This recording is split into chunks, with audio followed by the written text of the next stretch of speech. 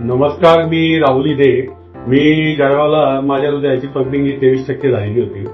जेव्हा मला हृदयाची पंपिंग कमी झालेली कळाली तेव्हा माझी अक्षरशः माझी मानसिक अवस्था फार खराब झाली.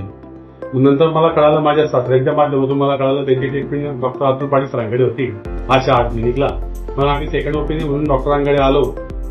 19 तारखेला शिवजयंतीच्या दिवशी आम्ही डॉक्टरांकडे दाखवलं तर त्या दिवशी हृदयाची पंपिंग कमी झालेली दिसून आली.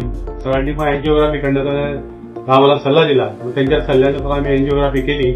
अँजिओग्राफी केली असता मल्टिपल ब्लॉकेज निघून आले. जवळजवळ 3 पेक्षा जास्त ब्लॉकेज निघून आले. मग सरांच्या सल्ल्यानुसार आम्ही 21 तारखेला अँजिओप्लास्टी केली. अँजिओप्लास्टी केल्यानंतर आज 1 महिन्यानंतर मी आज इथं रिचेकिंगसाठी आलेलो आहे. आज माझी हृदयाची पंपिंग 50% आलेली आहे. खरंच डॉक्टरांच्या माध्यमातून, अतुल पाटील सरांच्या माध्यमातून मला खरंच देवदूत मिळाले आणि त्यांच्या माध्यमातून हृदयाची पंपिंग इतकी चांगली झाली आणि मला आता खूप तंदुरुस्त वाटतं. मी सरांचे खूप खूप आभार मानतो.